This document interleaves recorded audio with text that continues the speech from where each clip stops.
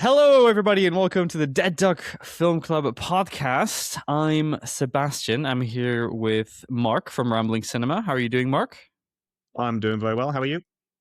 I am A-OK. Very excited because today we're going to be talking about Bugonia and Save the Green Planet. Both of these. We're going to talk through our thoughts. We're going to compare them, I think. We're going to talk about the music, the characters. I have lots of thoughts about this, so yeah, I'm very excited to talk to you about it. After having watched Save the Green Planet recently and seeing your reaction to it in real time, I think we might have slightly different opinions on these ones that we haven't talked through yet. So this would be a good space to do it. Yeah, I have like my thoughts, and I also have how would I say it? I would say I have my thoughts, and I also have what I think how the movie like kind of landed. I think compared to Bugonia, yeah. So the IMDb logline for Bugonia. I wanted to edit this before we started to see if I could make it like it doesn't matter what movie, basically. But it's two conspiracy obsessed people kidnapped the high-powered CEO of a major company, convinced that they are an alien intent on destroying planet Earth. I guess that works for both, right? That's what it is. Well, that's a question I was going to ask you rather than going through the IMDb logline of it. If you were to give a logline for each of these films in isolation, how would they be different? Okay, so there are factual differences in it, but like emotionally, there's a difference in the way they set their plots up. It's a great point. I mean, emotionally, Save the Green Planet is like a dramatic movie about a tortured and bullied and destroyed by the world young man as he tries to find meaning in the world by kidnapping a CEO and trying to figure out if he's an alien or not, and if he's right. It's like, or I would even go further and say this young man had a hyperfixation to try to pull himself away from his deep, deep despair and depression because his life has been unkind to him. That's my say. Well, give me your Bugonia. I mean, my Bugonia is almost... You lean more into the conspiracy angle of it with Bugonia, as I'm sure we'll get into. Yeah. In Save the Green Planet, it's more that these two people are convinced that this is correct and that they are doing the right thing and they're going to save the world, that these are heroes in their own minds. In Bugonia, right out of the gate, you know that these people have fallen into some really dangerous, conspiratorially minded spaces online. They even name drop it being online. And so you have an element of sympathy for how they've been manipulated right out of the gate, as well as a much more clear knowledge that these people are dangerous. So if I were describing the two films, you'd kind of say Save the Green Planet for me is two people attempt to save the world by kidnapping who they believe to be an alien, whereas Bugonia is two conspiracy theorists find this local person and kidnap them. It's a slightly different angle, just a slightly different way of saying it. See, that's funny because I was landing more on the conspiracy theory. Well, like you said, with Bugonia, like I think they did a better job of that. But in any case, I know you want to compare and talk about these, so I just want to let you go here and just say, I want to ask you, what did you think of? You watched Save the Green Planet first, or yeah, go on. Just before we leave the logline thing, one thing I wanted to quickly come across. I can tell you what the Google logline for Save the Green Planet is. The AI version, you mean? I don't know who wrote it, but this is what Google says Save the Green Planet is about. Just so that we're all on the same page with how good Google is these days. An alien from the Andromeda Galaxy comes to Earth and tries to tell everyone about an invasion from outer space. However, when no one believes him, he tries to find the alien dungeon and save Earth. Sounds fun. Sounds like a video game. So wrong. Is that not E.T.? That's Spielberg's E.T. That's what it is. Yeah, so wrong in every single way. Google is yeah. You have rants about Google. Yeah, you did. So tell me, what did you think? Which one did you watch first? Was it Save the Green Planet? I saw Save the Green Planet first. And then Bugonia in the middle, and a Save the Green Planet chaser. I've got them as a sandwich in my head. What about you? I love that. I think that's the way to watch it, actually. I think if you watch Bugonia and then you watch Save the Green Planet like I did, my mind was just, I felt like I was I'm not Yorgos Lanthimos, but I felt like I was Yorgos Lanthimos looking at this movie, thinking of how I could change it to fit my style. I was like, okay, how do we change this to like, how does this make sense in 2025? I was like, oh, instead of like kind of letting the movie kind of like take me, and there was this weight on my shoulders, the Bugonia weight on my shoulders. Um, so you watched it first at home. What did you think? Yeah, so first time watching Save the Green Planet was at home, and it was, oh man, for anyone who's seen Bugonia but not Save the Green Planet, I don't think you'd be prepared for how many genres this film tries to move between, and how many tones this film tries to move between, Yeah. with almost no warning that you're going to be shifting from one to the next at any given minute. And that's something that I find really exciting about something like this. For those who don't know, the director, this was his first film. Before this, he'd been at film school with Bong Joon-ho, and so they'd been sort of working on each other's student projects. And what came across the director's mind to make this, Jang Joon-hwan, was a combination of that he watched Misery, the Mm. Kathy Bates James Caan film from the 90s, and thought that Kathy Bates's character wasn't given enough depth, that she was just a movie monster. She was just, he called her a crazy bitch. And so that's all that Kathy Bates is in Misery, and that he wanted a film that has more depth emotionally for the kidnapping party. And then Hmm. the other thing that sort of triggered him onto this was that he found a website in which someone was claiming that Leonardo DiCaprio was an alien who was attempting to take over the Earth by seducing all of our women. So those two ideas are what sort of formed in his feature debut, that he wanted to go this balls to the wall mad into like a horror, comedy, action, psychological thriller, noir detective story for a while, and just refusing to stick in one place. I can then see from your perspective, if you're watching Begonia first and then seeing all of this, how it might look like mess. It might look like just extra stuff that's in the film, completely stuffed to the rafters with different ideas. I'd go the other way and say that Yorgos has streamlined it and he's updated it, sort of to tell a more modern story about it. But I'd say he's lost some of the joy of it in the process. He's lost some of the wild abandon that Save the Green Planet has. Yeah, I think you're right. That makes a lot of sense. Save the Green Planet does feel like this guy was thinking, I'm gonna have one chance of making a movie, and he got like anxious about it, and he was like, I need to, all my dreams need to be in this movie, and it's also very 2003, I think, to like kind of, and South Korean also, to have all these different genres. Something that came up at the Dead Duck Social, which we had last night when we talked about Save the Green Planet for a bit, was that South Korea in general loves to like kind of bring all these genres together and juggle them really well. Parasite is as funny as it is dramatic, and you have humor in nearly all the dramatic movies that they do. It's very rare that they have a very serious movie like I Saw the Devil, maybe. But yeah, it's so that you find that tone in Save the Green Planet. There's a lot of humor, but at the same time, it's way darker than Bugonia.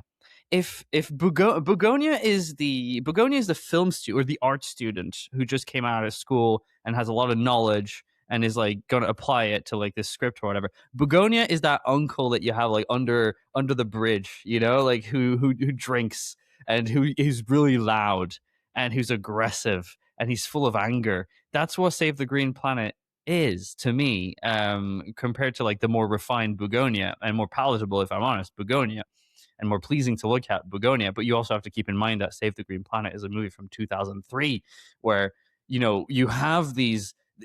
I really hate it. It's a pet peeve of mine. But like when cars are fast, like the footage of cars is fast forwarded to give an idea of speed. It's such a 2000 thing, right? And you find that in Save the Green Planet.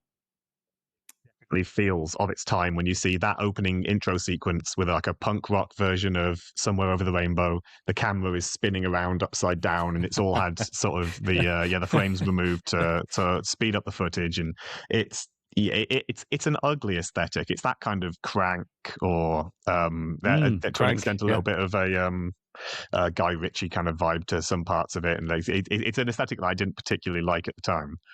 But what you're saying No. about it being so unhinged and potentially unpalatable kind of comes across most in the I would say, the interrogation sequences of both films, where it's not that the Bugonia interrogation sequence, especially the electric shock sequence, it's not as if that is, an easy thing to watch. It's definitely treating what they're doing there as awful, Yeah, yeah. but it's different compared to the even the exact same sequence. The electrocution sequence in Save the Green Planet is measurably more horrific and almost a sort of torture porn kind of vibe to it when he's sort of threatening to chop his leg off, but it always pulls back.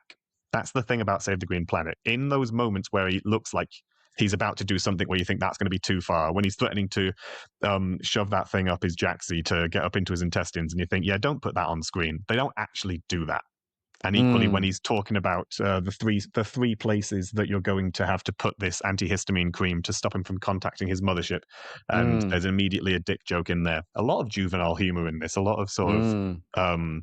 sort of daft humor, mostly focusing on genitals. But they pull back from that. They never show that stuff, thankfully. Yeah. Yeah, you're right. You're right. Absolutely.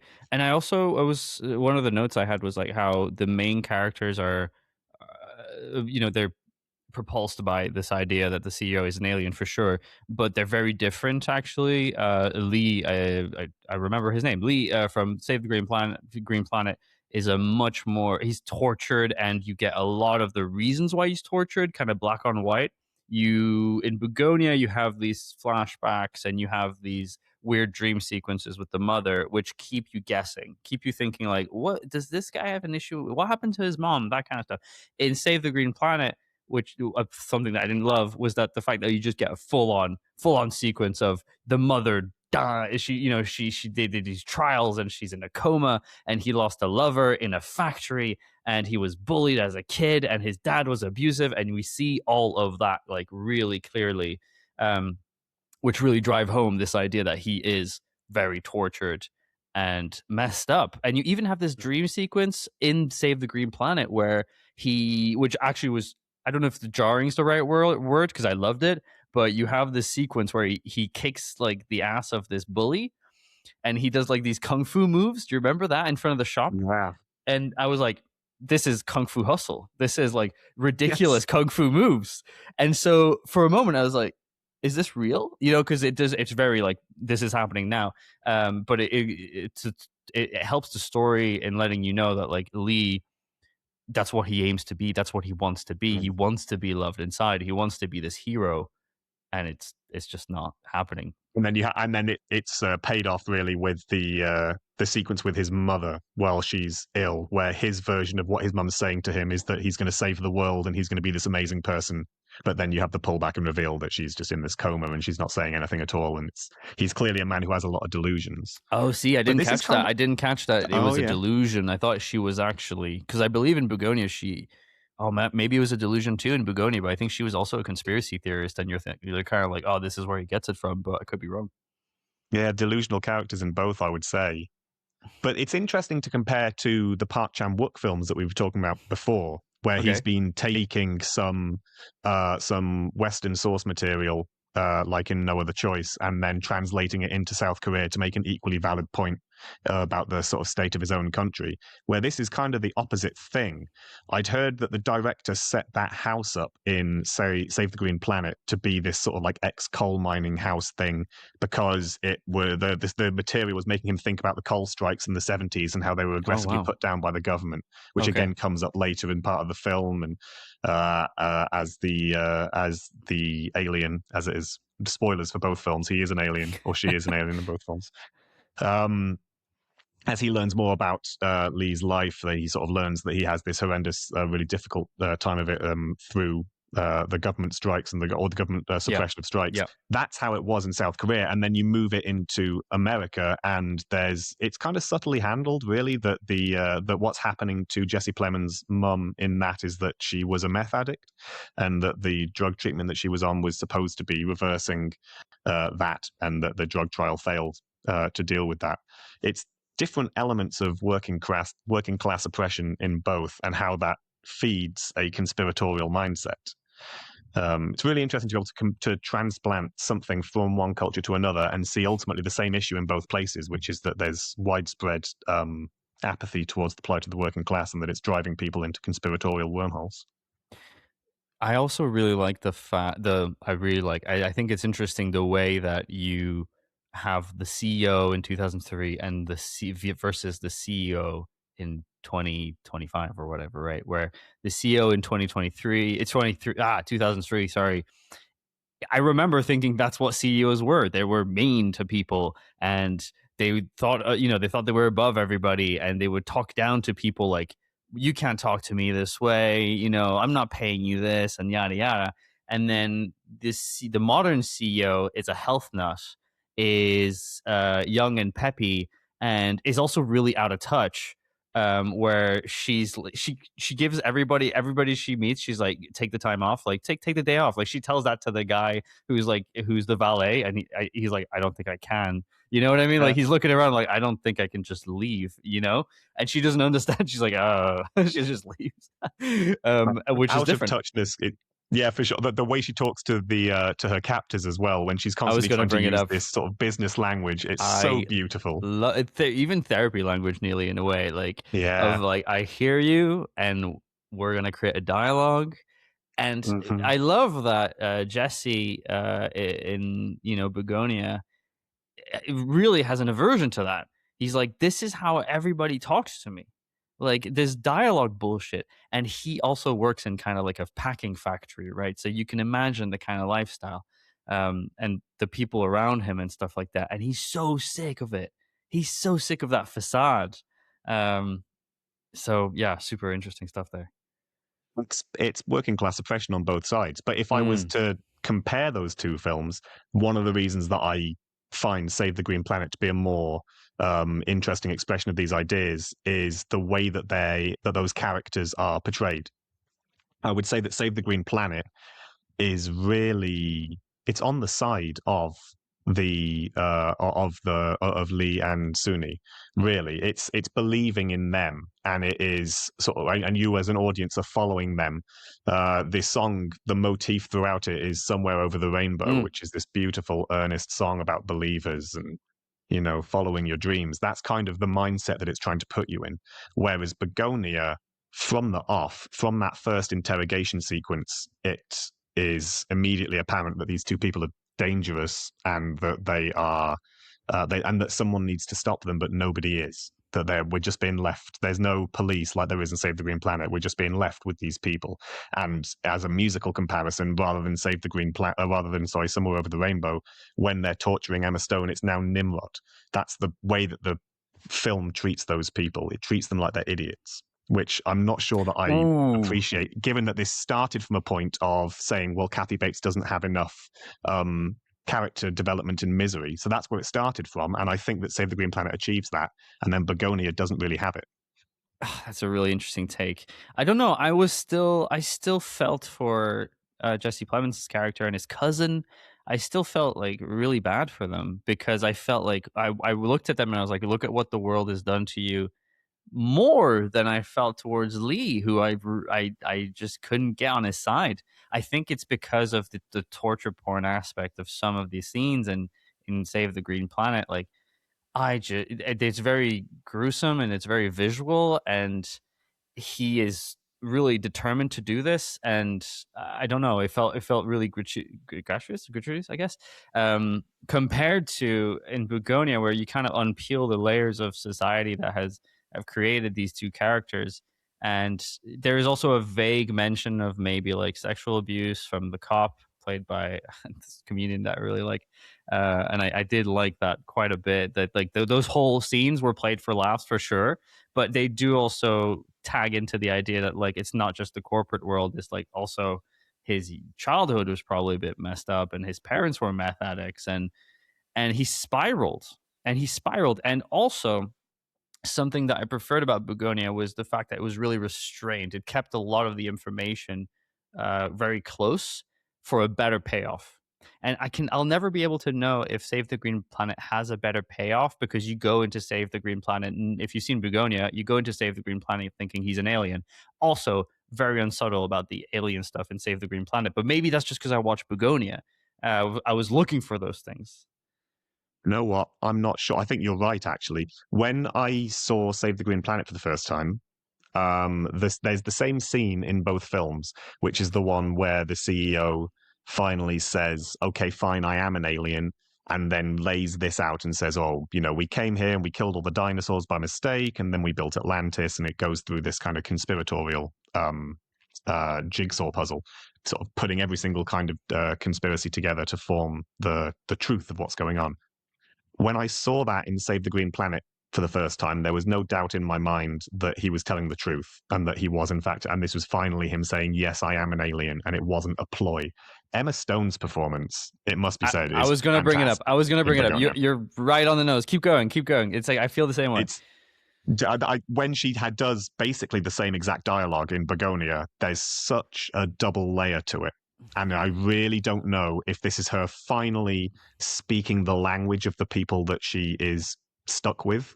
She's finally dropped her sort of corporate language of smoothing over the cracks and is just speaking to them where they are in a way to manipulate them, or if she is telling the truth. I I really I know didn't know that there, there's even though I'd seen them something there. the other way around to you. So So I think maybe I think, yeah. well, it's interesting because you watched Save the Green Planet for the first time. I watched Bugonia for the first time. So when I watched Bugonia, up until the moment, spoilers obviously for the whole episode is a spoiler, but up until the moment Jesse Plemons explodes, I was on the idea that like she's not an alien. She's just adapting. She's realizing that she kind of thinks she's going to get away with, she kind of thinks something's going to come and save me, and then she finds his stash of like the fact that he's a serial killer and he's killed a lot of people, and she's a CEO. She presents as smart, where I think the CEO in Save the Green Planet presents as goofy and not that smart. From in my opinion, just kind of fell into like his position potentially. And so the Emma Stone's performance helps that, and I was like, oh, she's taking this really seriously now in terms of like we need to get out of here, and the only way I'm getting out of here is talking that language. And she also just witnessed a suicide, so like Yes. which is a crazy scene. Which is a crazy Yorgos doesn't scene. pull any punches with that character in the way that Suni in Save the Green Planet, the sort of the mirror to Jesse Plemons' cousin in Begonia, uh, is she leaves the film for a long time. She comes back. I was surprised She's by that. this, yeah, very different approach. Whereas Yorgos really goes for it to say, no, that guy has been so thoroughly manipulated by his cousin that presented with the option of going to see the aliens, he conceivably could do something this drastic.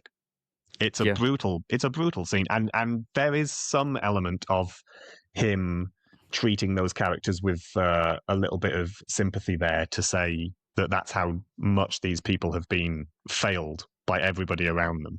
The guardrails are completely off in Begonia's telling of this story. There's nobody to protect them at all, and they're just left to their own devices. Mm. At least in 2003, we thought maybe the cops were coming to save us, and then today, I think we're all well aware that's not going to happen.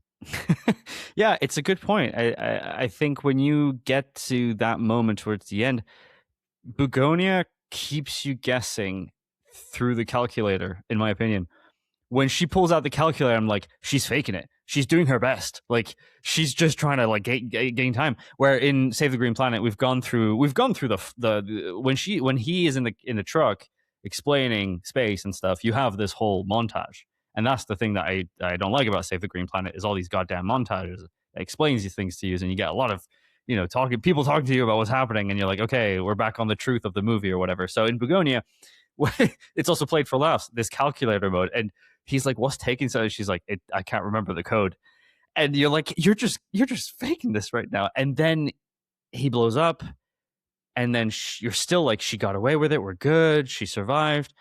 And then in the ambulance, that's when it happens. That's when it changes for me, where she's like, I gotta go, and she runs. She gets in the thing and she goes back to space. And you're looking back at the whole movie, going, "Oh my god!"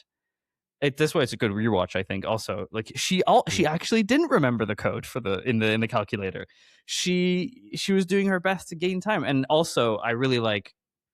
I'm rambling now, but I really like the moment where um the hair thing, the hair gag comes back, and they're like, "We've been trying to talk to you." And he's like, "Yeah, my hair's gone." again, a great point of comparison between those two films. If the purpose of this is to tackle the failure of people in power to have any empathy at all for the working class and the struggles they're going through, and to portray these people in powerful positions as monsters, Mm-hmm. it's very funny to me in Save the Green Planet that when he gets back on the spaceship, he's yelling at his underlings just as much as he was to the taxi driver in the beginning. He's still berating them about not knowing about his hair and stuff. Emma Stone, when she gets back onto her spaceship, is pretty. She seems pretty nice and pretty chill with her alien buddies. She's speaking very calmly and smoothly, even as she's destroying all the humans and stuff. There's that kind of hierarchical imbalance doesn't seem to be present in Andromedan society in Yorgos's vision of the aliens. Yeah. Whereas And in the South Korean version, it's the same shit. It's the same problem whether you're an alien or a human.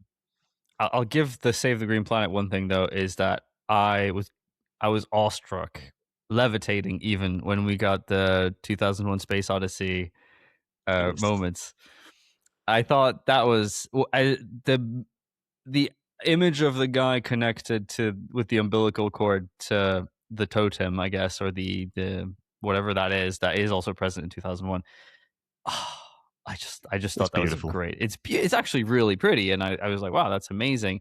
And then you're really quickly introduced to like an assault scene on Eve. Yeah. I mean, that whole sequence is taking it is being very silly in a film which is fairly silly.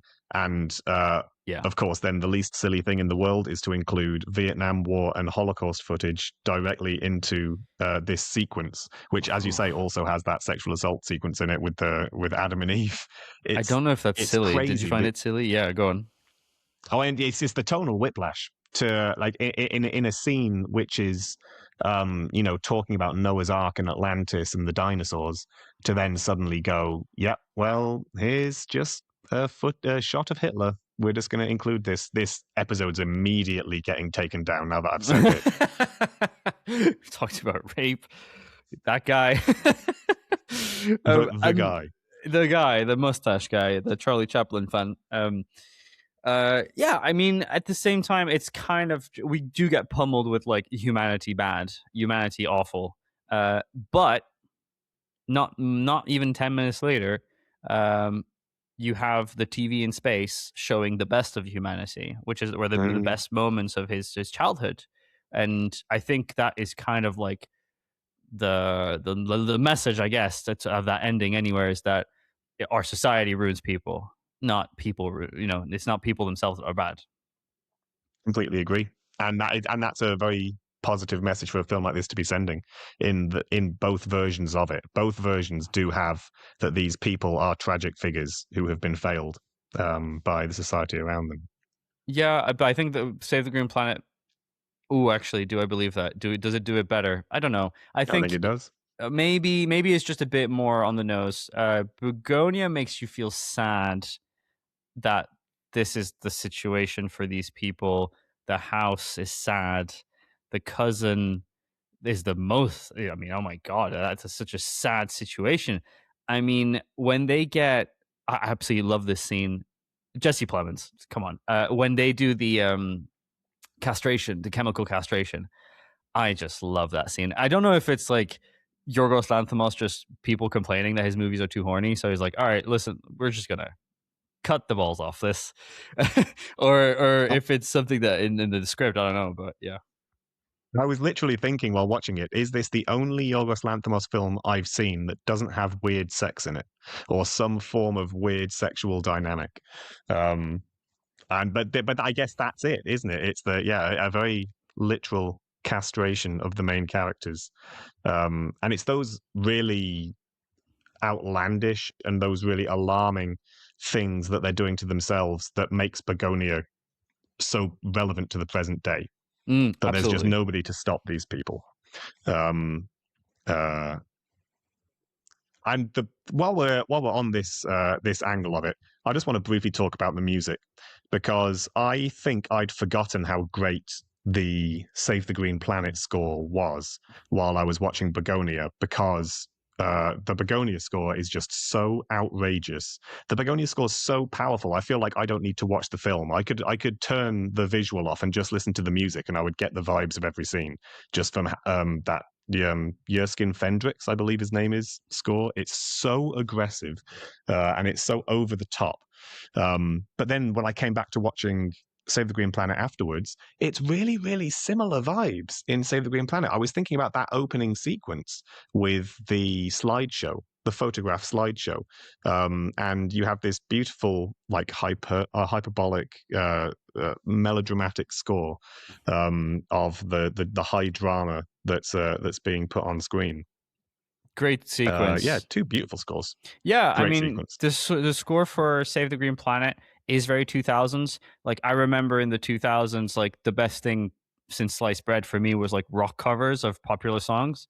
You know, like emo goes punk. Those albums, I was like, that's straight into my veins. So like a cover of um, Over the Rainbow in a rock punk way is just very over the time.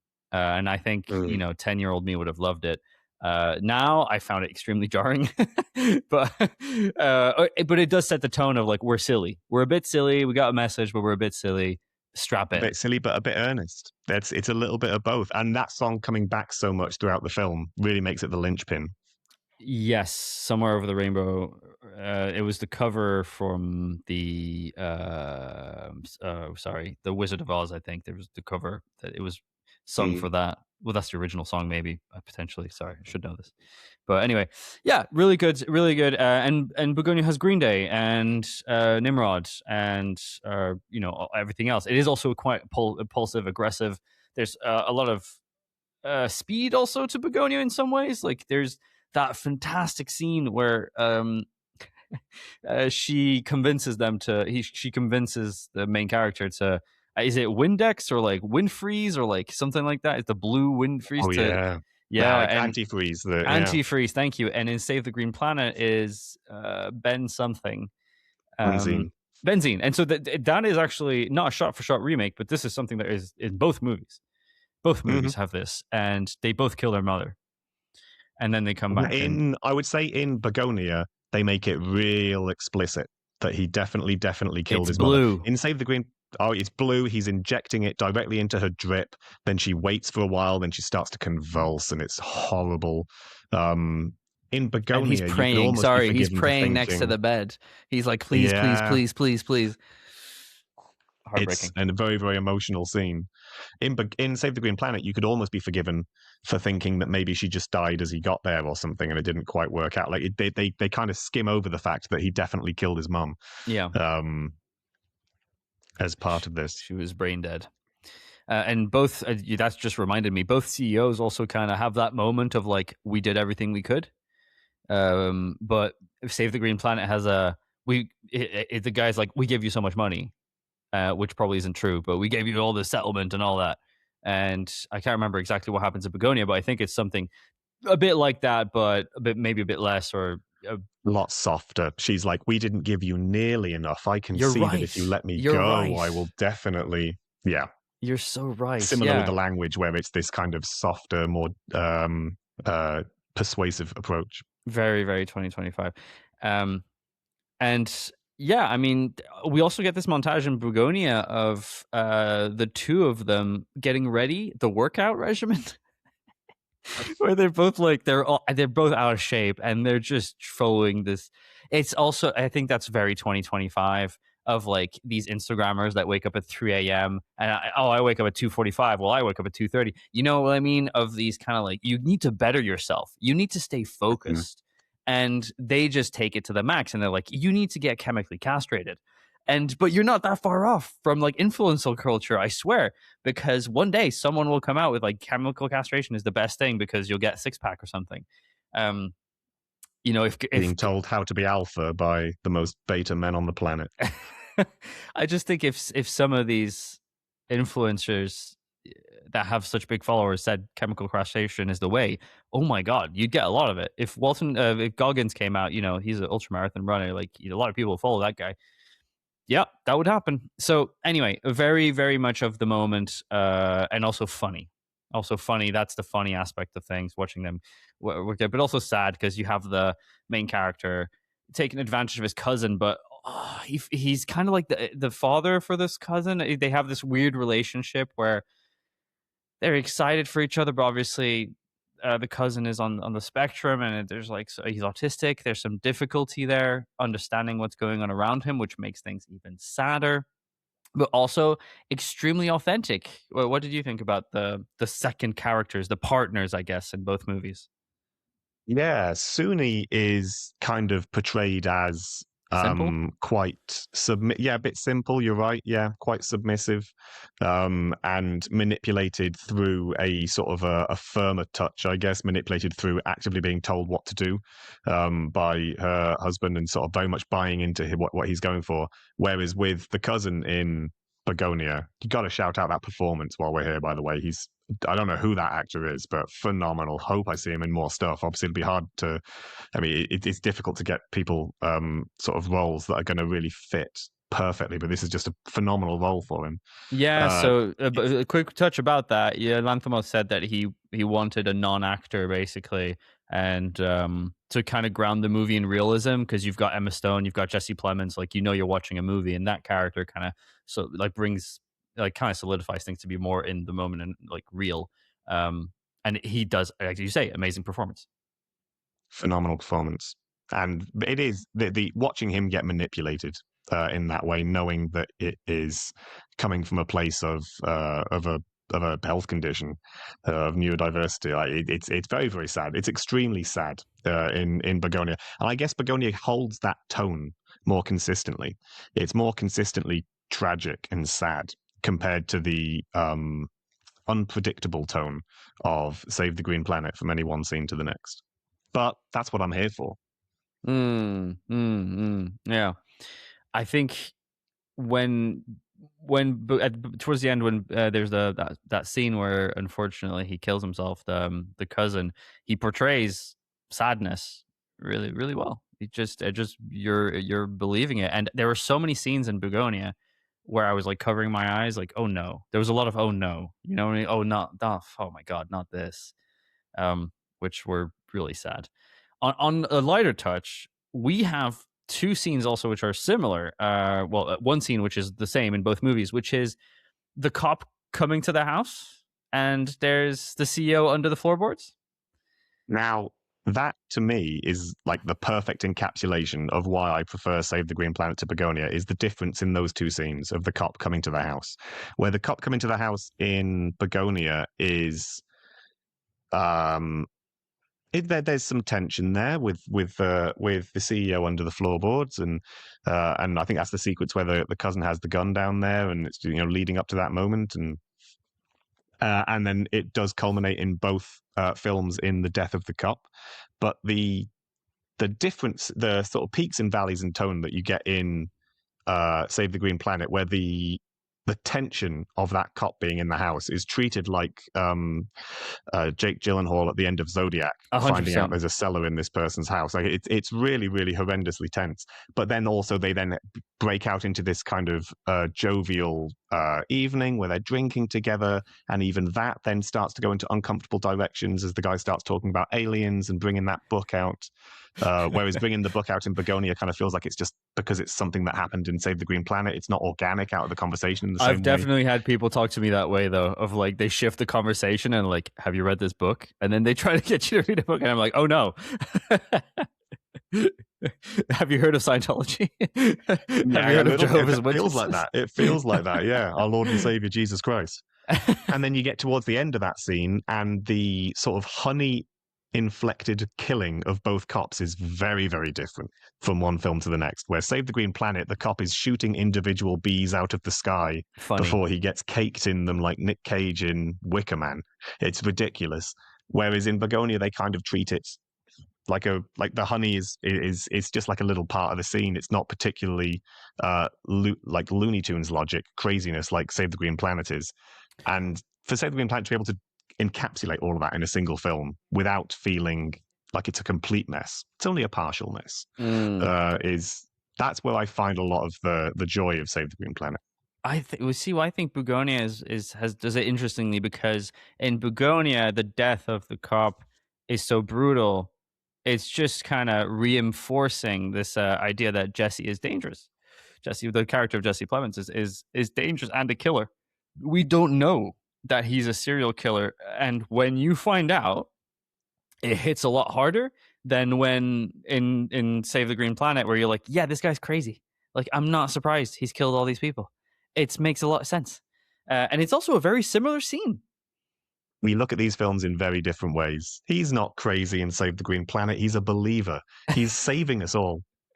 Yeah, I guess I'm scared of him. You know what I mean? And your audience I'm at your scared of Jesse screen. Plemons. Yeah, you're screening at your audience. You're screening. Sorry, your audience at your screening were very just listening to people talk after the movie. Were very sympathetic to Lee. Where I was like, this guy's crazy. Like, I have no sympathy for this guy. I don't care if you were bullied. Like, you don't, because there was the whole like cut the leg off. There's a crucifying scene, and that it's of his time, of course. And you mentioned torture at the beginning of this call, this podcast, um because you get these scenes. I mean, the house itself looks like something out of Saw. Like, the whole kind of like, oh, there's a hidden door and there's cameras everywhere. It's very Saw. I can't remember, did it come out first, or I don't remember, but yeah. The film that it was making me think of was a film that you showed, which is Martyrs. There's elements of Martyrs in the violence which he's inflicting upon that guy. Yeah, in a way it felt the same way. If that CEO was a woman, I think you would be on my side here. I think you'd be like, "This is not Oh. okay." Like, I think even if she, I don't know, like a helpless woman, for me, is harder than a helpless CEO who's an asshole, I guess. But they would both be CEOs anyway. Yeah. Do you think that's why Yorgos toned it down because of the Potentially, casting of Emma it's Stone? very palatable. Like, I think like it's much more mainstream, 100%. If someone asked me, if like my mom asked me which one do I watch, I'm like, go to Bugonia, obviously, because Emma Stone, because the performances and all that, which I just do, and it's not. I don't know if okay. So in a world where Bugonia is a lot more violent, what does that look like? I don't know. I don't know if it serves much purpose, but I will never know, I guess. I guess it is still pretty violent. I mean, that the electrocution scene is still very unpleasant. Um, It's very yeah, unpleasant, and the fact is that in Bugonia, the electrical scene is like the culmination of the violence. Where in Save the Green Planet, it's like we're 5 minutes in. You know what I right. mean? Like, and it kind of, that is the difference for me. It's like the violence is much more heightened in Save the Green Planet, which I usually have nothing against. It's just that in my mind, I'm constantly comparing it to Bugonia, and I'm like, wow, I prefer it when it's a bit more refined. And then you have that scene also where she finds all the serial killer stuff, and the CEO finds the serial. That's very similar, and the violence is also like very graphic, but on paper, I guess. And I love the 3D model that Jesse Plemons makes, and you're like, this guy's insane. And then at the end of the movie, you're like, that was real. He's a genius. On the men- on the mention of the end of the movie, the different ways that these two directors choose to visualize the destruction of Earth is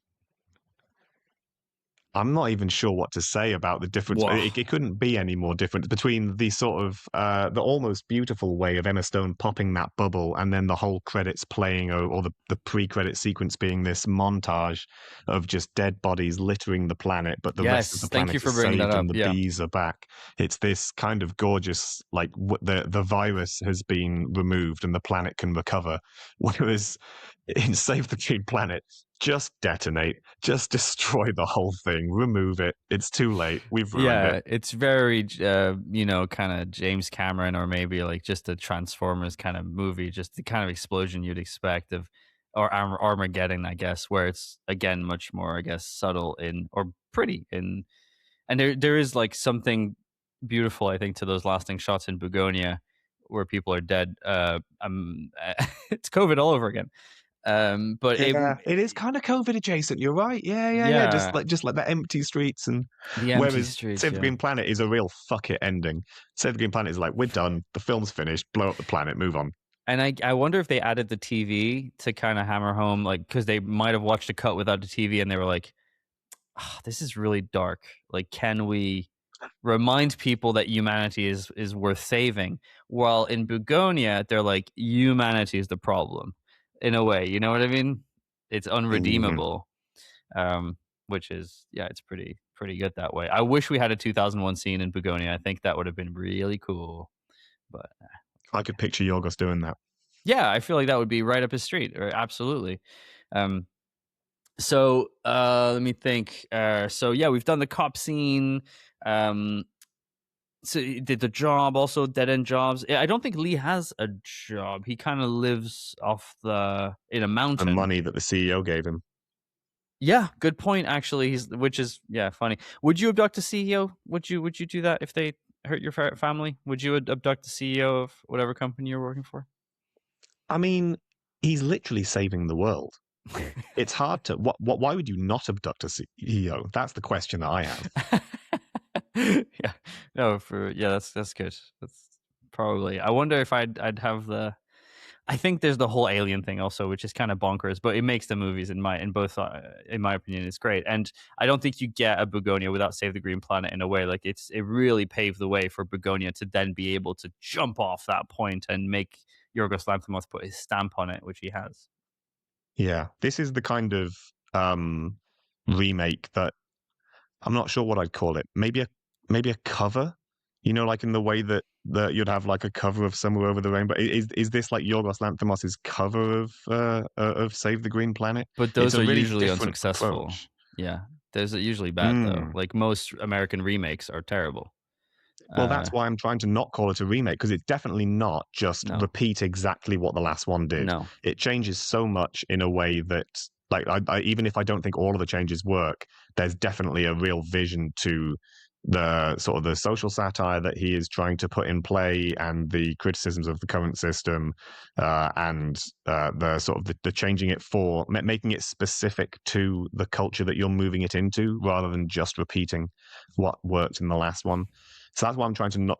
I'm resisting the word remake in this. Basically, maybe an adaptation in the way that you would adapt a book. that's a He's good just point. adapting another film. What do you think is? Can you defend like the cop subplot of Save the Green Planet? Because we have this whole story, which is cops in Save the Green Planet, which we don't get in Begonia.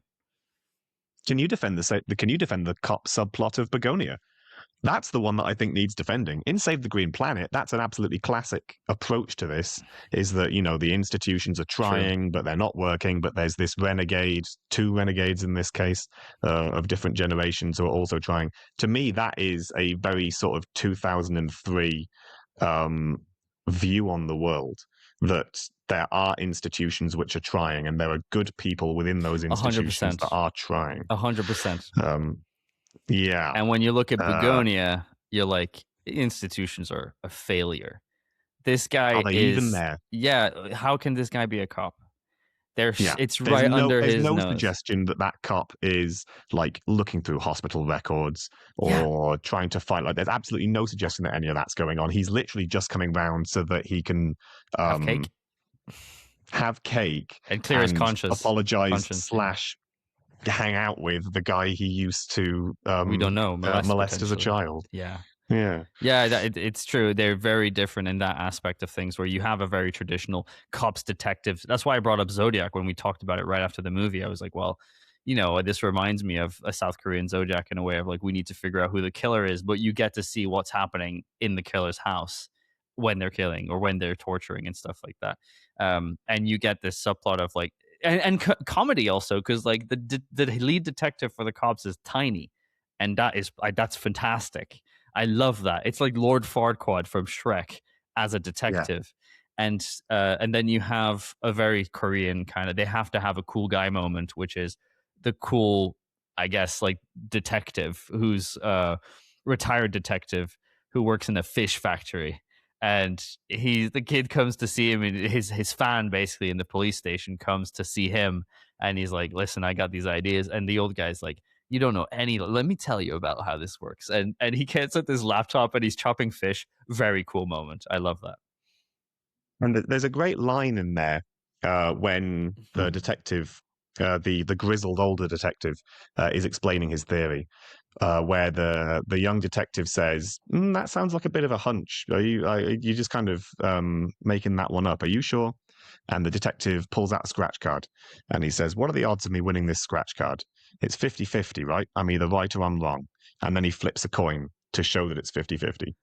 And that, I love that kind of moment because it's a character who we're supposed to be uh, identifying with, or a character we're supposed to sort of see as intelligent and thoughtful, saying something massively demonstrably wrong that anybody in the audience is going to be like, "No, your odds of winning the lottery are not 50-50. That's not how that works. Just because you either do or you don't. That's not how that works." But that is prompting a level of sort of critical thinking about what you're watching within the audience. It's almost Brechtian in a way to get the audience to be criticizing what they're seeing in their own head by prompting those ideas. If you're then going to make an entire film about the themes that they're talking about societal pressure towards the working class and the way that these people are being failed and what we as a species are doing to our planet. If you're going to sort of get people to think about that stuff, essentially tricking the audience into criticizing the film in real time is a way to do it.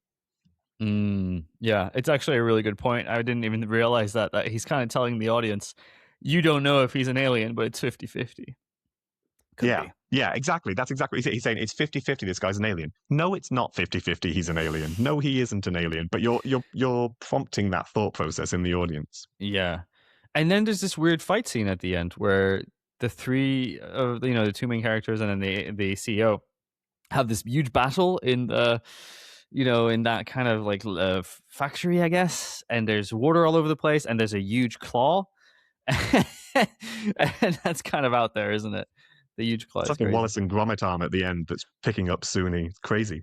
I want to talk about Suni because Suni is there, disappears when the CEO tells her he doesn't love you, basically. She goes back to the circus, is my understanding, where she Yeah. where she works the court. She walks on one of those lines or whatever they're called. Sorry, And we're an hour into the discussion of this film. Not once did it come up that one of the main characters is a circus tightrope walker. That's the kind of tightrope thing. That's the walker, kind of that's what it's detail that you called. forget about in this film. Yeah. There's so much to talk. There's so many crazy things happening in the first place, and this is one of them. The fact that she's a tightrope walker. You have these scenes of her in the circus, and it's it's weird. It's weird, and the whole movie's weird, to be honest. But it is weird. And then she comes back because she has a feeling. She falls off, right? She falls off the Oh tightrope. yeah. Oh yeah. Um, And then she just says like he needs me. Like she just feels it in her. Yeah. Where did that come from? I'm sensing a pattern after No Other Choice that like Koreans love the women who just they see the evil in men and they just decide to go forward and help them and do or die, whatever happens, I'll be there for you. And Suni is one of them because she comes back and saves him at the last moment with the weirdest move that I've ever seen, where she locks the CEO's head in her thighs, and then just like body slams him. It's a phenomenal. Yeah, suddenly she's back flipping across the room and she's disappeared and she's back and she's got him in her thighs. She is that ride or die woman who's coming in to To to save him. murder a detective if that's what it takes. Right, that's what happens, right? And then the detective is caught. Oh yeah, you have that whole thing. There's a lot of like, and here we're back here, and he's not going. He's getting away with it, and so yeah, there's a detective, and then he puts all his files down, and he says, "You're gonna need this. You're gonna need these files." It doesn't really matter because 10 minutes later the planet explodes, and you never got to figure that out. But they could have cut that. They could have cut That's that. a beautiful moment, though. That's a beautiful moment of him sort of accepting that it doesn't have to just be him. He's getting outside help if that's what he's going to try to save the planet, but he has to pass the torch on to the next person, Yeah, even if the next yeah. person ultimately is the man who's going to shoot him in the back in a second. He does have that moment of like, I'm a hero. I want to be a hero, and I want to save the Yeah. planet. I wasn't sure. Okay, so that's actually one thing. I didn't understand if why he wanted to save the planet, if that makes sense. And I guess Jesse Plemons also. I still don't get why he was trying to save the planet. it's not like they're trying to save their moms through doing this. It's an act of revenge against the wrongs that have been done to them.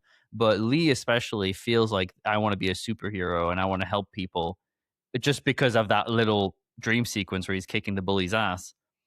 But I still don't know why. And there's also there's a beat earlier on where he says something like, "It doesn't make any sense that it would be me who's trying to save the world, but everybody will see when it happens." So I think he That's a wants good point. to. He's doing it for the work. He's doing it for the outcome. I get the sense with Jesse Plemons that he just wants to be right. He wants to be proven to be right.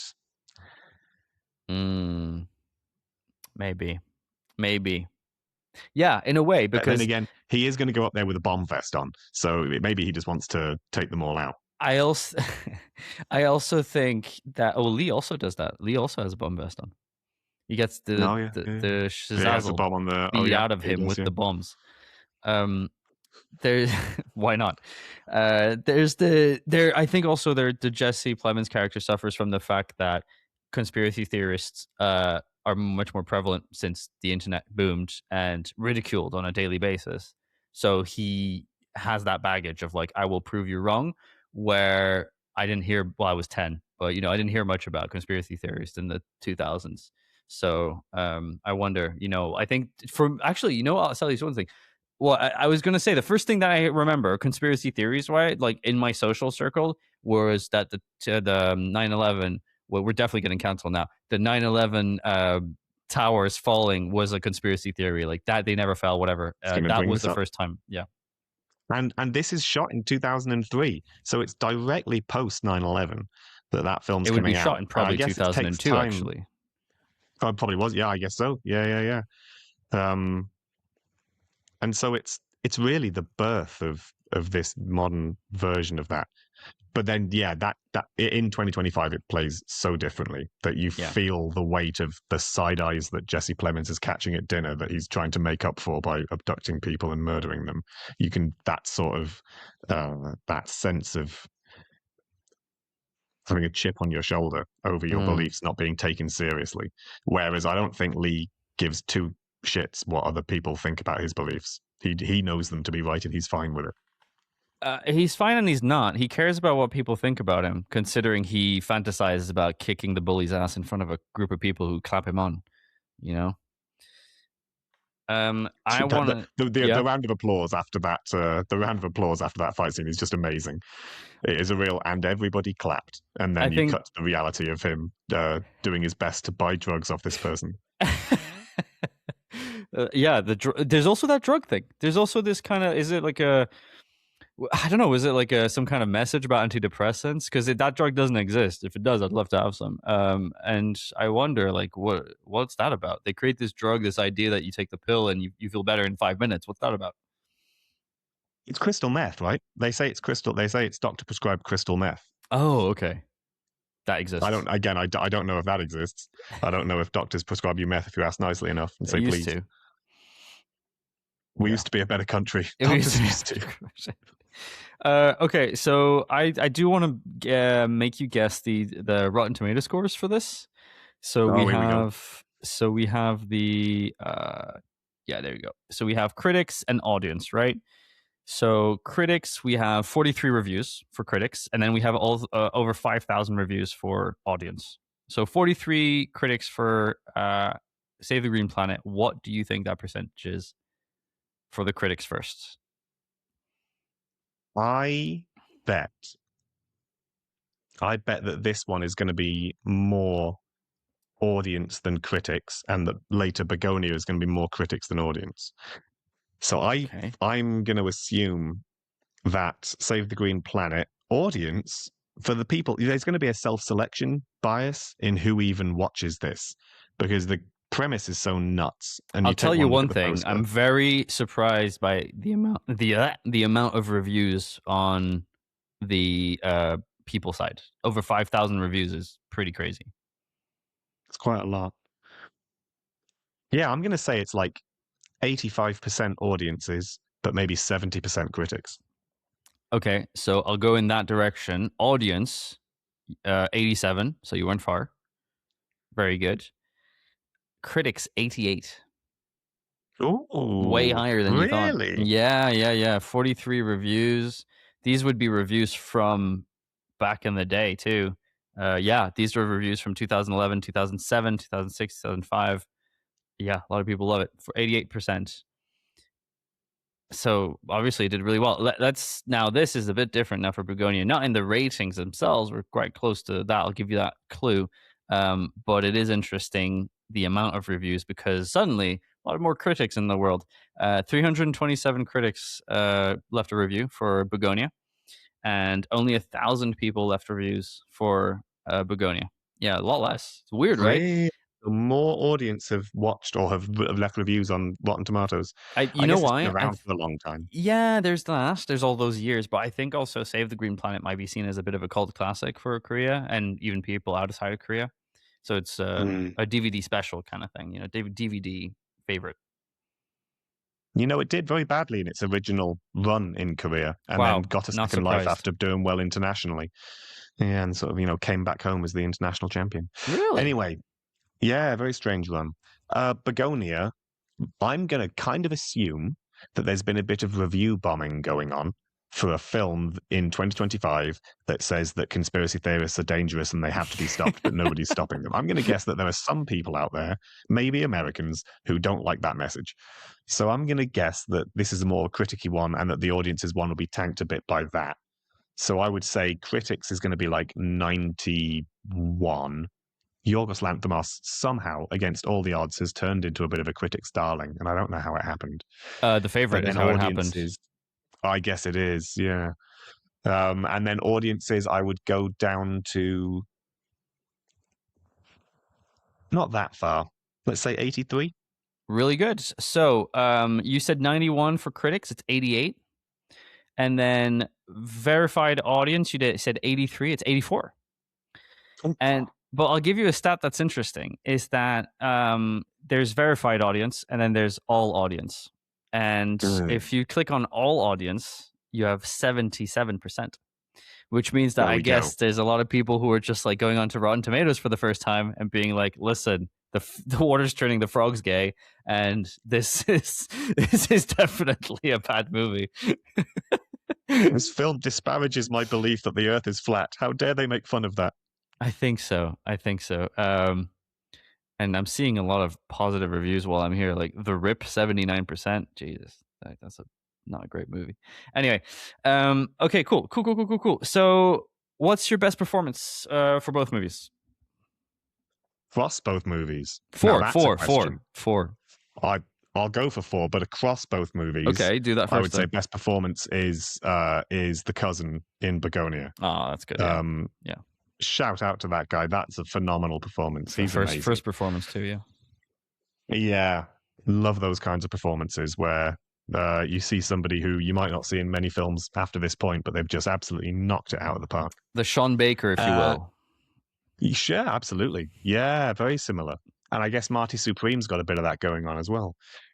Um, and then in Save the Green Planet, who's my favorite? Oh, probably the grizzled detective. He's a lot of fun. But no, it's not. It's Lee. It's Lee from Save the Green Planet. He is so unhinged, and the scenes where he is kind of smiling with this slightly vacant but grim determination, almost right down the lens of the camera, they're chilling to watch. They're slightly upsetting because of how clearly he believes it. And he's saying he's doing this while holding electrical prods or whatever it is. Yeah, Scary. he's a scary guy. I'll What are your say, performances? And which is yeah. your performance of the two? I think I'm just biased, but yeah, I'll give it to Lee. Also, I think he was great. Um, I do like the grizzled vegetable. You know what, that little guy, that little detective, that he was also quite cool. But I think Lee was pretty good. He Short with had a authority. sure with authority.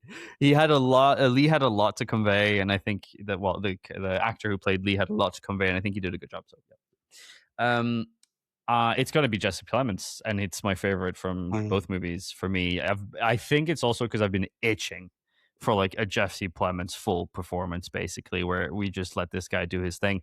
He's like stolen a lot of movies. The best Civil War comes to mind. I don't know if you've ever seen that movie, um, but he's in Civil War for 5 minutes, and that will for that sorry that performance will go down forever as like perfect. He steals the show, and um, the Power of the Dog, he's amazing. And there's a lot of movies that I can't think about right now. But anyway, Jesse Plemons, he's my man. Fargo, amazing. And so seeing him do this performance and do something and kind of carry the movie also with his cousin, of course, the guy who plays his cousin.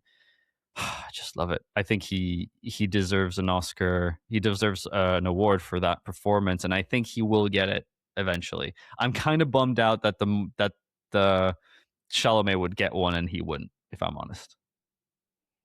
Do you know that he was in Best Picture nominated films for 5 consecutive years, but always in very small, not always, often in very small roles?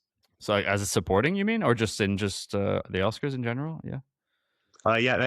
So for 5 consecutive years, films that were nominated for Best Picture at the Oscar, he was in Oh, them, and then he's just like he's not nominated. He's just in small roles in them. yeah. Um, I, he it it's was a really wild run. Buckley. If yeah, sorry, Buckley. No, it's just him. He's great. And I think one day he'll get his due with awards if that's what he wants. I don't know. He's married. He's in a relationship with Kristen Dunst. I love both of them. I wish him all the best. Yeah, they're great. But yeah, I got really bummed out there for a second when I realized that Timothée Chalamet, who I think is also fantastic, would get one and Jesse Plemons wouldn't. I think it's because Jesse Plemons doesn't scream enough. We need more screaming and roles for Jesse Plemons. He's much more No, I like him subdued. to keep it. He needs to keep it down. Just needs to keep it I know, intense but and upsetting. for a lot of people, like good acting is screaming and kind of holding it down, So I'm just saying. So okay, cool. Behind the scenes, did any other department knock it out of the park? What's your favorite department? I guess at work. It's its score on both films. That's what really surprised me on rewatching Save the Green Planet. I was rewatching Save the Green Planet thinking that the score was going to compare so negatively to what Jurgen Fendrix had done for Begonia, and I was actually blown away by it on a second performance. Both of those soundtracks are just amazing. Fair. I'll go with a love hate relationship about the cinematography of Save the Green Planet. It's a bit of a shotgun and see what sticks, like throw the past out the wall and see what sticks, a bit of everything, but it is creative. I love the sequences where they're writing on paper and you're just, it has that 3D effect to it. Maybe it's a bit old school, I don't know, but I was like, this is great. A montage of him Yeah, writing and stuff. I just love it. That was really good.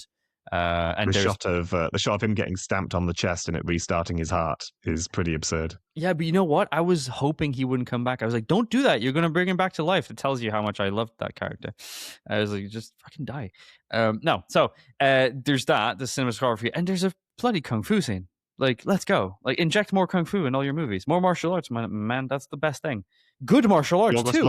Yorgos wasn't brave enough to hire a Jackie Chan stunt team and get Jesse Plemons to Oh do a my kung fu God. fight with some guy in the street. If Jesse Plemons started like doing a full on the raid kind of like martial arts sequence, that would have been banger. Like even a dream sequence, I guess. But I think that inject more martial arts in your movies randomly, and you've got me. They're great. And then for Bugonia, I think score is really good. I'll go with score. Very cool. Cool. If you like this, watch this. I guess if you like any of these movies, watch the other movie. Yeah. Are you interested in physical media for this? Would you buy the Blu-ray for either one, and which one would you get? Arrow has a Blu-ray of Save the Green Planet coming out, and I'll be getting that when it comes out in March because I really enjoy that film a I lot. didn't realize it hadn't released, so they're probably going to put some like behind the scenes on that. That is going to be really cool. Mm, Arrow. There you go. yeah, it's such a shame that June Hwan was too sick to direct Begonia himself because that was the original plan. Oh, Was that when the English language remake was going to be done, that he was going to do it, but then for health reasons he had to step back. But I should imagine stuff like that might be on the some details of what it was that he would have done with Begonia might be on this re-release. So I'm fingers gonna have crossed. to buy both now. Great. I think Bugonia is really my speed, and I'll definitely be picking up the 4K. Really like it. Yeah, cool. Do you want to shout out any other stuff you've been watching before we go? I recently saw The Ugly Stepsister, but I shan't talk about that because I should imagine we'll talk about it when we talk about international films from the Oscars. Would you recommend it? Uh, yes, I would. I need to watch that That's so all bad. I shall say. It's uh, worth your time. Worth your okay, time. okay. Oh, Coming damn. soon to a rambling cinema near you, I should imagine. Maybe one of these days. Ooh, that'd be cool, man. That'd be really cool. I And the other watched. film that I saw recently was Oh Send yeah. Help. Send Oh, you Help you is watched it? I'm gonna watch it some on Sam Monday. Raimi nonsense. Yeah, You can watch it on Monday. yeah.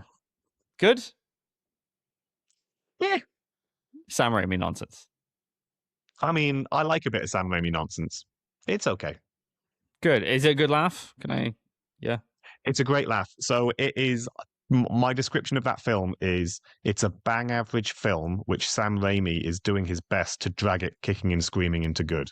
Like all the stuff that really works in it feels like Sam Raimi injecting it into an otherwise fairly sterile script. Pretty sort of predictable stuff. But then he's putting all the crazy in there. And he's putting all the crazy in there whether it makes sense or not. It's just like the things that you know you're going to get from a Sam Yeah. Raimi film, Yeah. they're in this movie, whether or not they should be. That's great. I'm really excited to watch it on Monday, just because I need like a relaxing kind of 2 hours, turn your brain off. So I feel like this will be good. It'll be good for that. Okay, I watched a few things. I'll start with the stuff I wouldn't recommend. I watched The Lost Bus. Didn't like that.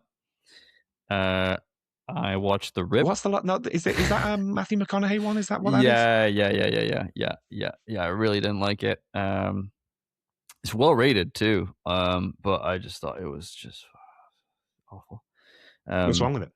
Okay, so it's a movie about Matthew McConaughey plays a bus driver who's down on his not down on his luck. He's had a rough life. His kid hates him. He's going through a divorce, or he's just at the end, right after his divorce. No money, so he goes back home. Also, his mother's sick, so he goes back home. It all kind of comes together. He finds a job as a bus driver, right? A bus driver, and because of his family situation, like he's not making ends meet, and he's also a problem. He's a problem at work. Like he's not reliable. He's you don't get to see that much, but you do get to see him like the depot calling him and be like, "You're supposed to be here like 30 minutes ago. Where are you?" And he's like, "I need to get medication for my kid." And they're like, "I don't care, man. You got to get the job done." And I was just like, "Ugh." So bit of that.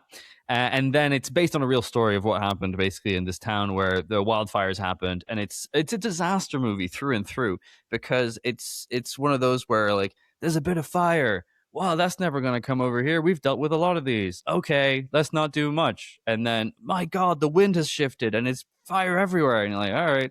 Um, and the reason why I watched it is because I'm trying to complete the Oscars thing, right?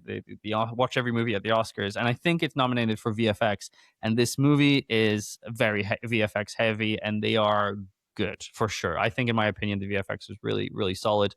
It's no Avatar, I guess, but it's quite pretty good. But why I didn't like it is because I didn't care. I didn't care about the kids on that bus. So Matthew McConaughey is trying to get out of this basically, and it's just bumper to bumper traffic, and I just found it so boring. It's like, oh, we're stuck in traffic and the fire is about to get us, and he's like, hold on to your hats, and he just kind of like takes a left and he takes a right and he drives through the forest, and he's like, we're safe now, and he's like, the fire has somehow found us, and it's like, Jesus Christ. And at the It end, sounds like yeah, the opposite of the day after tomorrow, where instead of we're running away from cold, we're running away from hot. I love that movie, The Day After Tomorrow. But maybe, I don't know, I haven't seen it in a while. I just watched it when I was a teenager, and I was like, God, imagine if the world was like that. Oh, pretty good movie. And to finish The Lost Bus, it's just got that cookie cutter, like, and then his kid likes him at the end, and he appreciates the work that he's done, and I think his kid is played by Levi McConaughey, his own kid, apparently. So Oh, there you go. First appearance was he? of the McConaughey kid.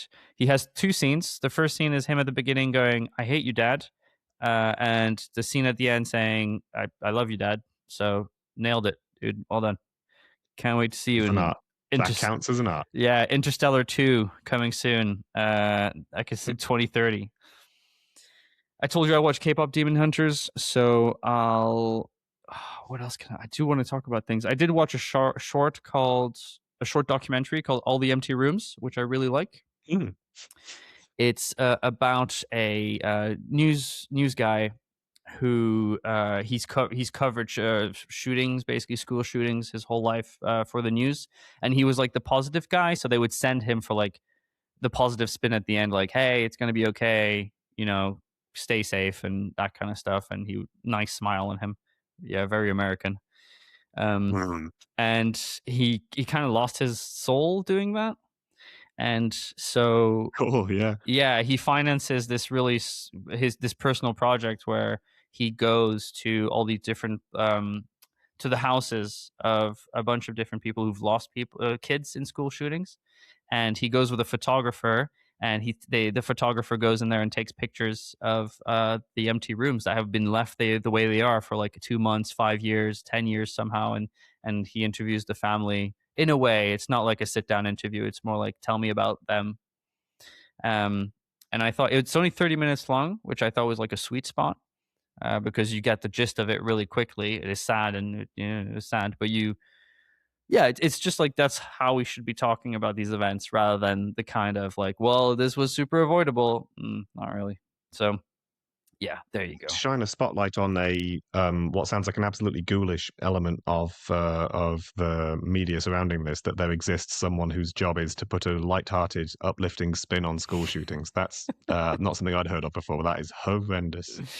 Yeah, he was the positive guy for this news thing, and yeah, it's just whew, yeah, it must have been a tough job, tough job. So that's called All the Empty Rooms, and it's pretty good. I believe it's on Netflix at the moment. I gave it 4.5. I really liked it. Okay, I think that's it, man. I think we've done our jobs. Well done us. Well done us. Phenomenal. Nailed it. That was really good. I will come back a couple weeks after this for the raid. Talk about the raid, and I can't wait to talk about Nice. things that don't have to do with chemical sterilization and stuff like that. Castration, great. The end of the world. Cool. Instead, we just get to talk about kung fu. What we Yes. really want to be here for is just outrageous quantities of practical martial arts. I'm very interested in how the movie was made, and I'm going to dig into that a bit and bring some, did you know kind of facts to the podcast. I think because I think I'm really curious about. I believe it's like low budget. It was really done. It's a Welsh guy that goes to Indonesia to do a kung fu movie, well, to do a martial arts movie, and it Mm, works. And then everything else didn't. But crazy that it works. yeah, it is. He did another movie actually recently with Tom Hardy, which I really didn't like that one. Let me find it for you real quick. It was supposed to be his big thing. Gareth Evans? Havoc. There you go. Netflix 2025. Currently sitting at a 64% on Letterbox, which that means it's terrible, and 2.6 on Letterbox. Sorry, I meant Rotten Tomato. 2.6 on Letterbox. If you want a Tom Hardy movie, shout out to Rhino going around right now. Tom Hardy is narrating a documentary on the rangers who are trying to protect endangered rhinos by Oh, fighting that's the cool. poachers who are looking after them. That's Fantastic documentary. really cool. Okay, cool. Rhino. I'll also shout out a great movie with him. First time I saw him in anything. Well, actually, he was in Black Hawk Down. Completely forgot about that. But he was in Warrior, 2011, Yes. undersung movie with Joel Edgerton. And that movie made me want to do like get into fights, and then I got punched once, and that was it. So there you go. Love it. Everybody's got a plan until they get punched in the mouth. Oh, you got 4.5 for Warrior. You like this movie. Love Warrior. Love Warrior. Fantastic film. The relationship between him and his dad. Anyway, we'll have a whole conversation about Warrior. All right, that's it. Thank you so much, everybody, for tuning in. We've got events, Instagram, Rambling Cinema, Dead Dog Film Club. Follow us on that, and we'll see you very soon. Thanks, Mark. In a bit.